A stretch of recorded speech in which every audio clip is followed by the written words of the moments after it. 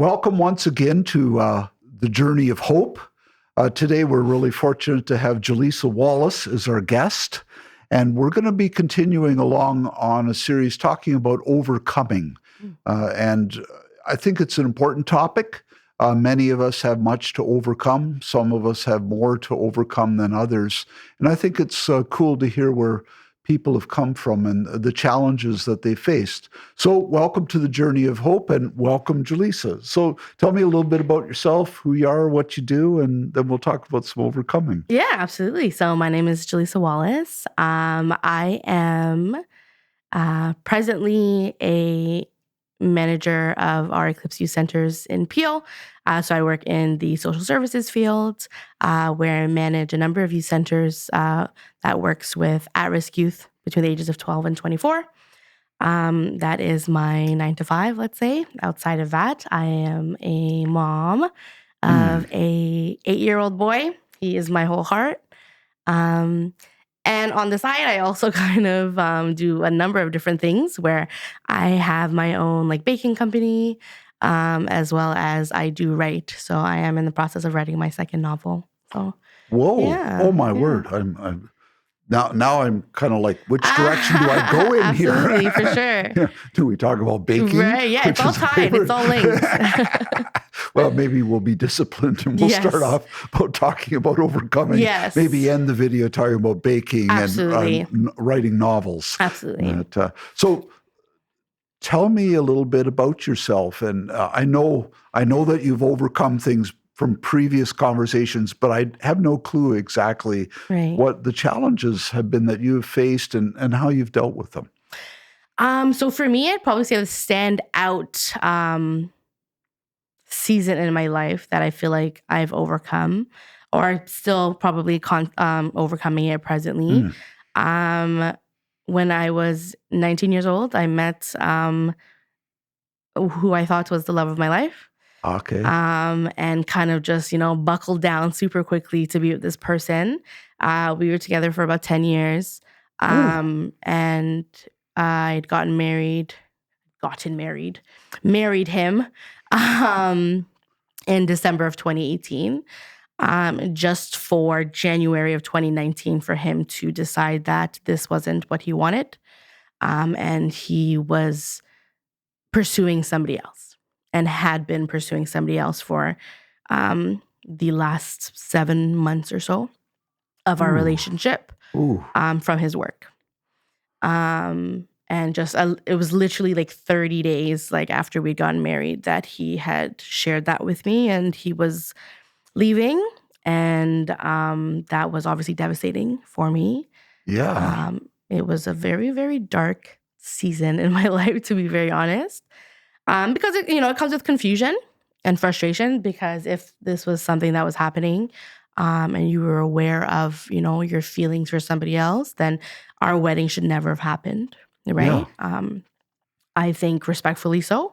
It should have been a conversation. I was obviously super embarrassed by it. But this was the only person that not that I'd known, because that'd be silly, but that I kind of just devoted my entire life to. Oh, well, 10 years is a huge investment, especially for 19. Absolutely. Yes, absolutely. And I mean, also he was the father of my son. Yeah. So it was just a lot of emotions. And I think I've heard a lot where it's you don't really know somebody until you guys are going through a divorce or a separation. And he was very ugly to me, almost as if I was a stranger. And I wasn't, somebody that he had chose to marry and to be with.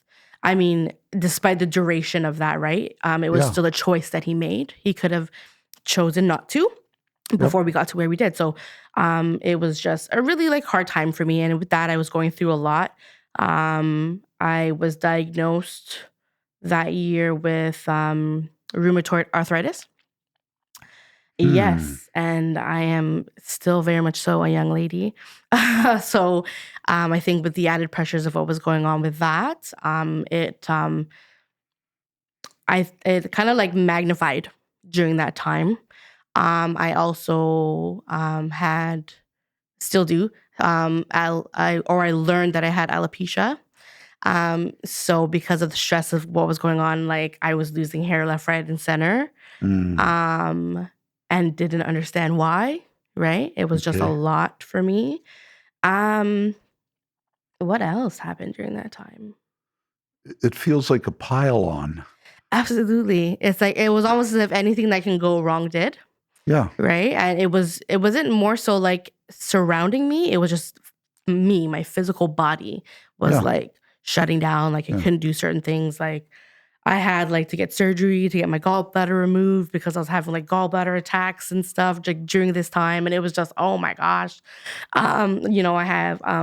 I was anemic and all like it was just everything under the sun. And I just didn't know what to do. Right. Yeah. I mean, one of the questions comes to my mind is Yeah. how do you navigate that? Well, absolutely. And I think for me, the only thing that kept me going was obviously my son. Yep. He was 4 at the time. Yep. And I couldn't just give up on life because I had a little life that Yeah. needed me, Yeah. right? To just get up and get myself together. And that was the year 2019. And 2020 was COVID. And then it was boom, stay in your house. You can't do anything. You can't go anywhere. You can't, meet people or heal fully. And I think for me in May of 2019, I started therapy because I obviously wasn't doing well.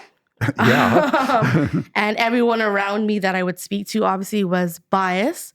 And I needed just a healthy outlet Mm. where I Yeah. could really just heal and figure out my feelings and Yeah. process them and you know what I mean? Have that safe space to just be, Yeah. right?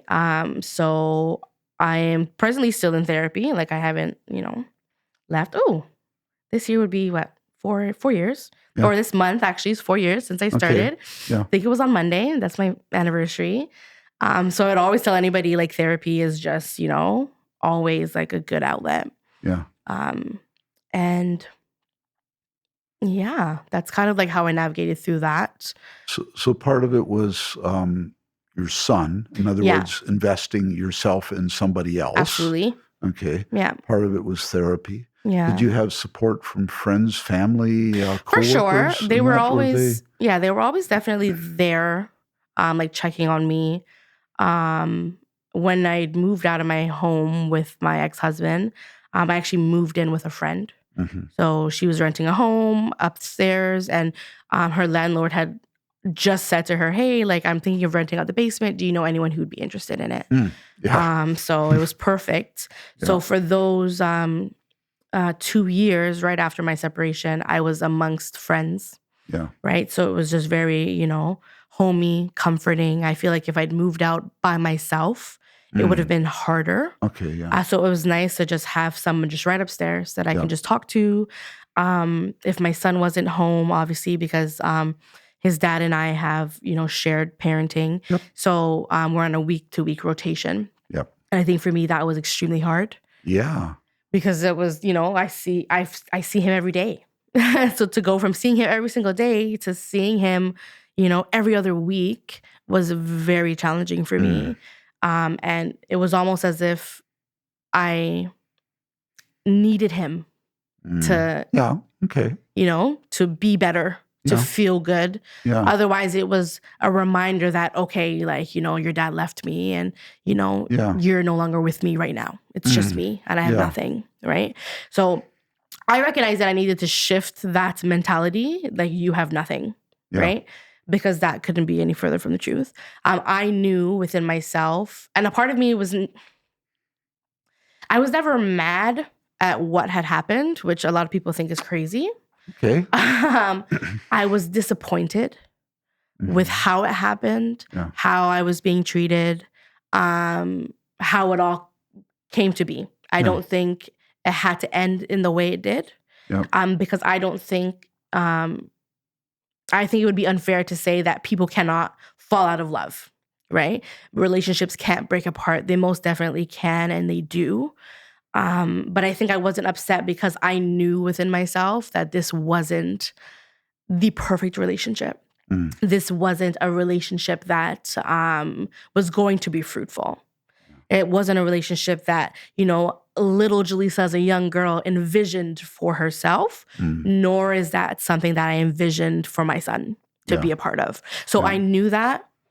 And I think a lot of that had to do with my own insecurities, my own self-esteem, what I saw with my own parents growing up. Like, you see your parents in a dynamic and you think, okay, this is the dynamic. This is what it's supposed to be like. Okay. And because I had some of those toxic traits in my relationship, I was just like, oh, okay, well.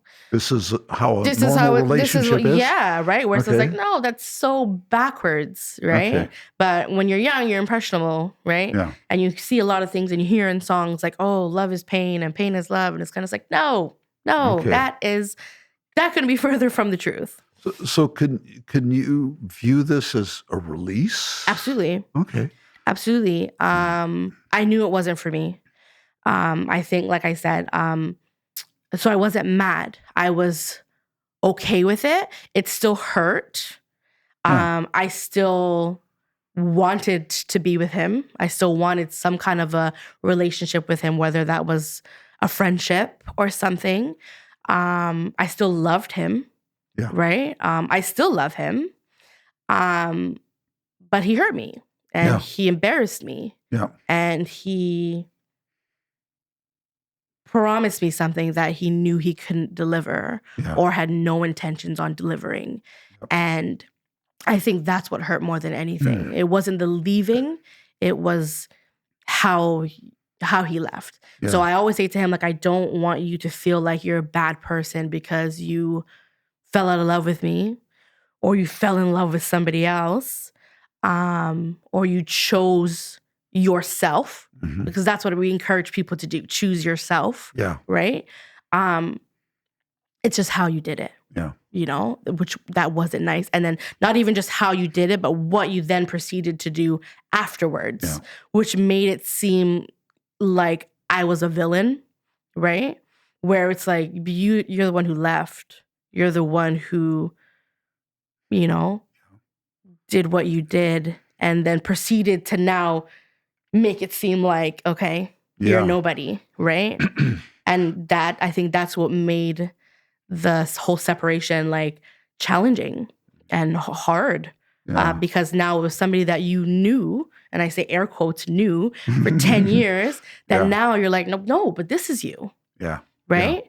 Yeah. And to his credit, he's always very much so been himself. It was just me ignoring, right? Okay. Those red flags, those blatant red flags, thinking that, maybe I can change him, or maybe he'll change for me, and things like that, where he's always been a very honest person, that I chose to ignore. Was love blind for you? I think so. Yeah. Yeah. I think so. I think naturally, because I am very creative and I can write any kind of story, and I'm a dreamer, which is what he said to me. I just think, okay, this is like a bad situation, but it can also be a really great one after, you know what I mean? Yeah. Like, we can overcome this right now. And the reality was just that we couldn't, and we shouldn't be together.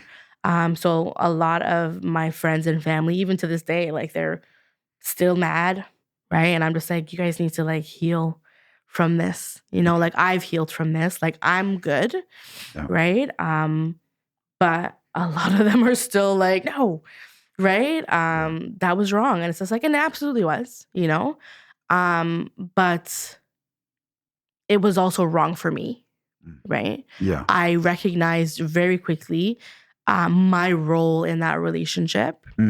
So it's a lot of, well, you could have said this and you could have said that. And it's just well, so could I, right? And I didn't. Yeah. I chose to still, walk into this knowing that, he may not want to do this, or this may not be great for us, or I wasn't feeling what I think I should have been feeling before I married somebody. It's a large commitment. Yep. Right? And I have enough sense to know, certain things need to check off before you decide to, spend the entirety of your life with someone.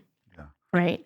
And it wasn't there. And I think for me too, we had gotten married and it was New Year's Eve and I was going to church with our son and I said, hey, you should come with us. And he's just like, oh, he doesn't want to come. And I was just like, okay, weird, because we'd always gone to church together. Yeah. So he's just like, oh, he doesn't want to go. And I was like, okay, that's really random. And I was like, why? He's like, oh, I just don't want to go. He stayed home and was playing video games. So I said, okay. Sad because I was just like, oh, we just got married. Yeah. We should go to church together as a family. What? Start the next year off, together, right? So I ended up just taking my son. We went to church and I was messaging him because something just didn't sit right. Yeah. At this point in time, I learned of his affair. Okay. I was aware of that. I was actually aware of it before we did get married. Oh.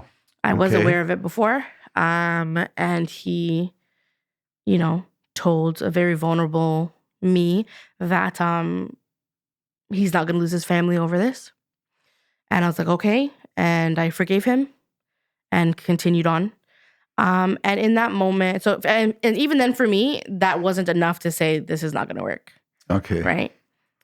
Jalesa today is saying that that's enough to say that this is not going to work. But back then, it was not. And when I went to church and I'm texting him to say what's going on and all that stuff, and he's just said to me, he said he doesn't believe in God anymore.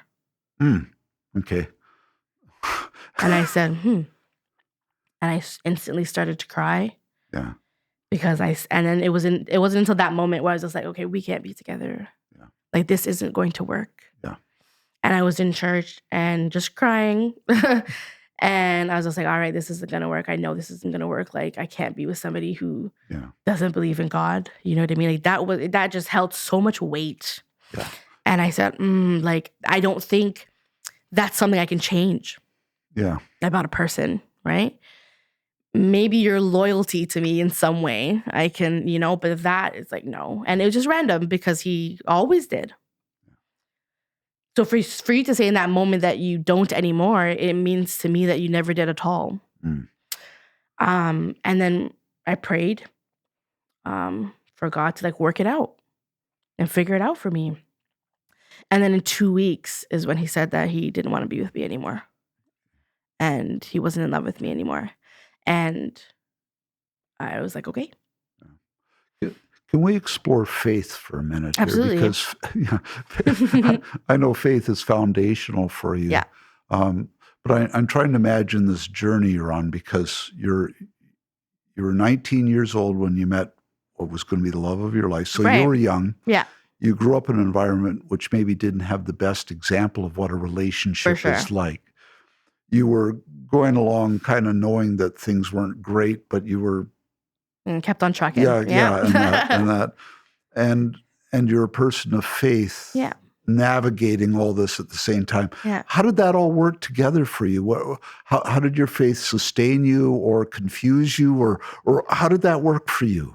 I think my faith during the time we were together, when things were good, I felt okay, that's confirmation from God that this was going to be okay. I always remember I was pregnant and we were at church one day, maybe 6 months pregnant or so. And the visiting pastor did altar call. We went up to the altar and he came over and my fiance at the time came with me to altar call. Yeah. So the visiting pastor came over and prayed over us and he looked at me and he said, God wants me to let you guys know that you're going to be okay. So for me, I was like, what? That's amazing, right? So it was little things like that where it's just I knew that our relationship was hard. And I knew that I needed to hear from God for him to tell me this is worth it or this is where you need to be. And I think a lot of that was tied in with my area of work. Well, yeah. Right? Which we're going to get to at some point. Yeah, where I just felt naturally that's who I am. Right. Yeah. I am a helping professional, whether I know you or I don't know you. Can I, looking back at that moment, Mhm. how do you interpret that moment? I don't know. I don't know if Yeah, that was more like we're gonna be okay with the birth of your child, yeah, because I feel like I was going through a lot with that. mm, Um, I think that's probably the only thing that I can, you yeah. know, Trying to figure that out yeah, in like I in feel like it was just like you guys are gonna be okay. Like, yeah, having starting a family with somebody is, a trying time. yeah. So I think that's what I So, having gone through the breakup of your marriage, Mhm. taking care of your 4-year-old son, Right. being diagnosed with rheumatoid Yes. arthritis, gallbladder, on and on. The list is too long. I Yes, can't remember absolutely. them all. How has your faith sustained you through that? So for me, in 2020, obviously with COVID, Yeah. we couldn't go to church or anything like that. Everything was online. And I had a really close friend of mine who was my maid of honor at my Okay. wedding. I've known her since I was 11 years old. Um, she goes to church and she said, "Hey, like we're doing like, Bible studies online. You should like join." So I was just like, "Okay, cool." Like, no, there's nothing else going on, right? Yeah. For me, everyone's just at home. So I would join it weekly. So it was twice a week they would do Yep. it. It was like a young adults group. Yep. So we'd have different like workshops and Yeah. lessons and Bible study and stuff. So I would just do that weekly with them. And then one year, or no, I believe it was 2020, they did a youth summit.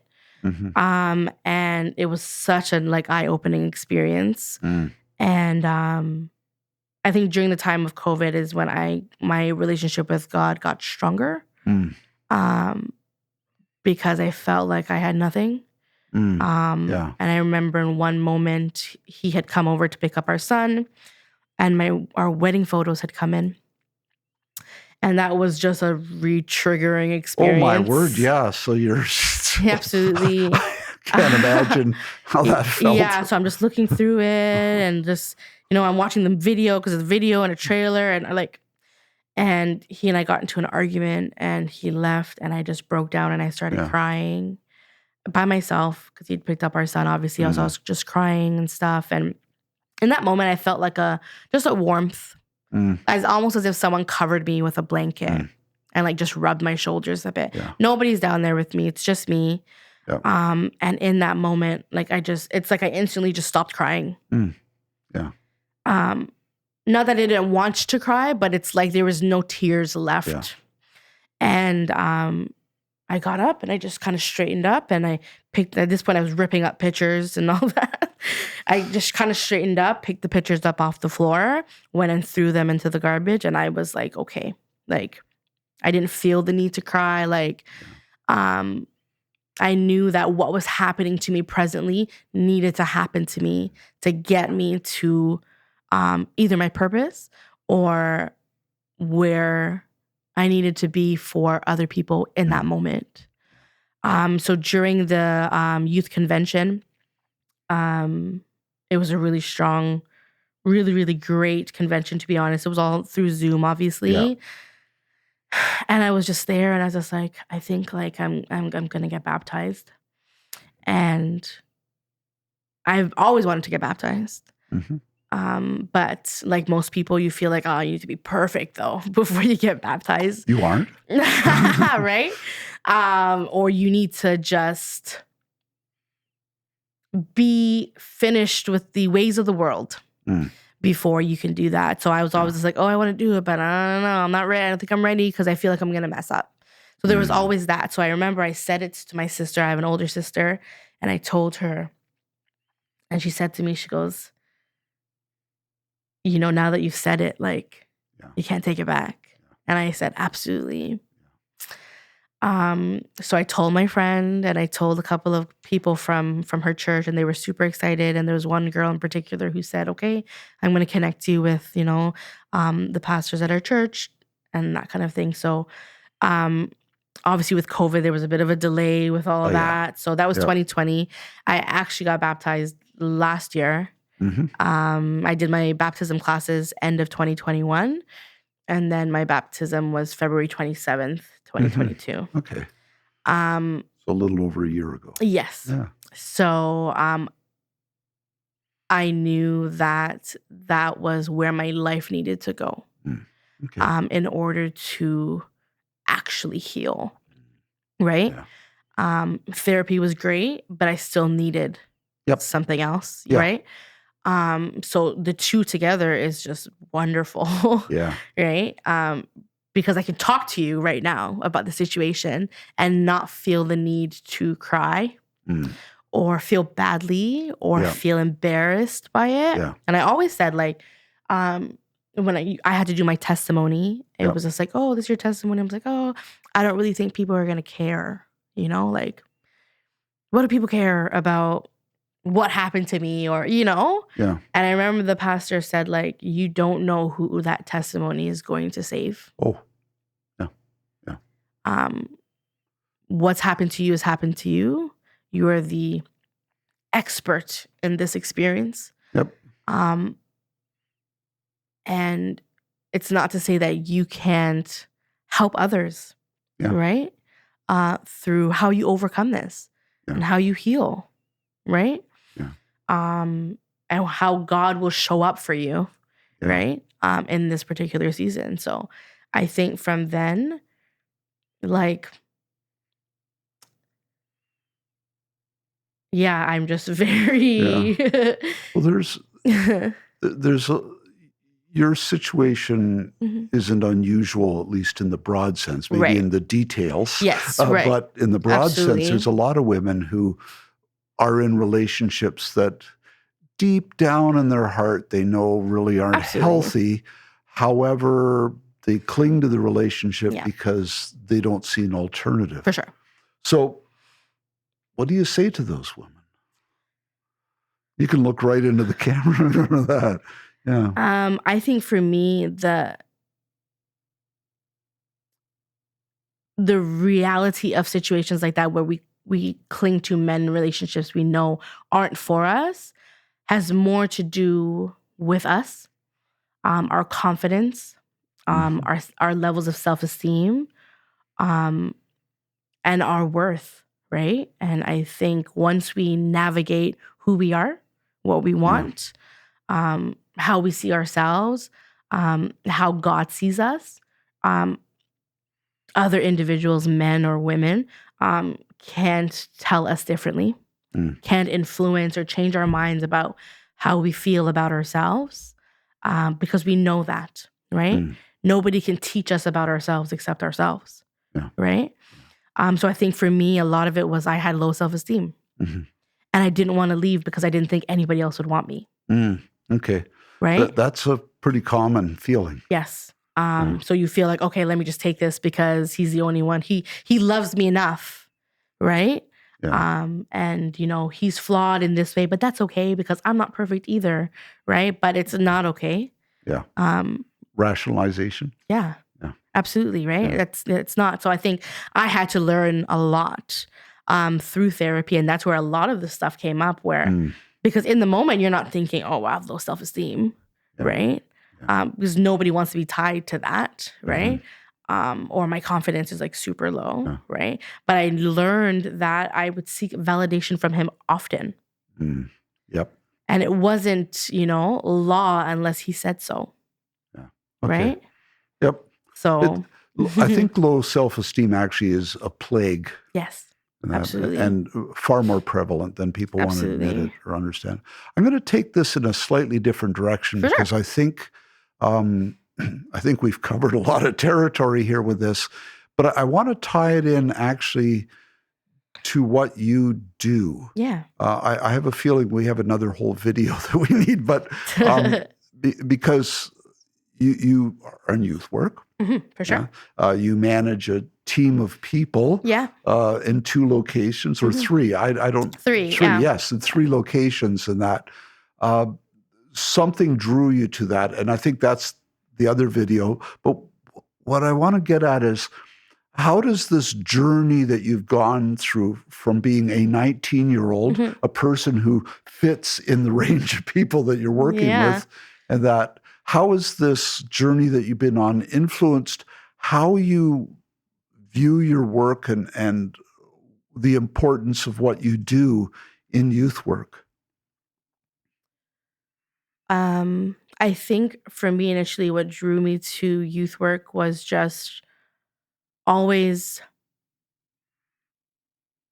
knowing when I was that age that I needed supports That weren't there for that you? weren't there for me, or at least I didn't know that I could Okay. get those. And I think it's just that passion to correct the thinking of individuals and youth like myself Yeah. at the time, where it's like, no, because we can understand that youth are very impressionable. Yeah.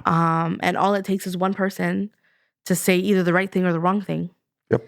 And I think I worked really hard just to be very empowering to any youth that comes into the space, regardless of their situation, right? Where it's like my lived experience shaped my professional conduct within the space, whether that's with my team directly or with the youth that come in, because youth don't always say everything that they're going through. So No. you only Oh, no. know, right, what they tell you. Yeah. Yeah. And it was just imperative for me to create that safe space so that youth can just say, hey, this is what I need, or this is what I'm going through. Can you help me? Yeah. Right? Or can you be of support to me? Or, Yeah. at least get me to a place where I'm super safe so that we can talk. Yeah. Right? And I Yeah. can tell you these things that may be a bit alarming. Right? Yeah. So I think, I've always kind of just looked at it like, who can I be for others that I needed? Yeah. And not even just like in my youth. Like, I needed this when I was 25, 26, right? Yeah. So that's really kind of how it shaped me. I don't want to be biased to be like, oh, wow, this is what I needed, so you need it too. That's not necessarily the case, right? Yeah. But more often than not, youth kind of slip through the cracks, right? Yeah. Because they don't feel like they can talk to anybody, or they don't feel like anyone cares, Yeah. or that anyone could help, or that anyone even understands what they could possibly be going through, because there's this notion that adults were just born adults and we haven't experienced things ourselves, right? So I think naturally I'm a helper, and I've realized that I'm really great at helping other people, but I wasn't able to help myself. Okay. Yeah. Yeah. So you understand the need for those to be out there who Yeah. are, well, you said earlier that part of what helped you get through this was the fact that you had another little human being Yes. to Yeah. care for. So you had another focus Right. other than just internally. Yes. Yeah. So I couldn't just lay down and just, oh, woe is me. Yeah. I had to get up and, make him breakfast and take him to school and just show up for him. Yeah. There was obviously a lot of times where I'm super emotional and breaking down in front of him, Yeah. which I had to quickly realize you cannot do this, right, in front of him, which was hard because I just wanted to cry. I just wanted to feel badly, right? So it was like he forced me to just be okay, just get up and be all right without ever realizing that that's what he had done for me in that moment. Have you found healing then in giving yourself to other young people? Absolutely. Going to work, I always say, like, going to work was my safe space. It was my outlet to it was my second home. Yeah. I was happy to go there because I could help others, and nobody knew what was going on with me. Yeah. And I didn't need to tell them. I just needed to know, okay, I'm going to pour into you. Yeah. Right. So it was definitely like ECLYPSE, and I will always say this. It was always my safe space. It always made me feel better. I love what I do. Yeah. And in that moment, I loved it even more. Yeah. Because it gave me purpose. It made me feel, confident. All the things that I was lacking in my relationship or lacking personally, I found that. In serving others. Absolutely. Yeah. We are probably going to have to leave a discussion on baking to another video. For sure. And we're going to do a video on ECLYPSE itself. Absolutely. And so we'll leave that. But Jalesa, thank you so much. I mean, you've been very open. Thank you. And vulnerable here. However, I think that's important because we have so many people who I think are trapped within themselves, are embarrassed by the situation, and are living in difficult circumstances and don't know how to get out. For sure. So thank you so much. You're welcome. Thank you for watching this all the way to the end. For sure. We appreciate you. And we do want to speak. We have so many people in our community who are living lives at this very moment who are much like what Jalesa has lived and has dealt with and still has the aftermath from. For sure. And we want you to know that there are safe places, there are safe people, and you are worthy. Absolutely. You are definitely worthy. So thank you very much. Take care. This has been The Journey to Hope. Yay. Yay.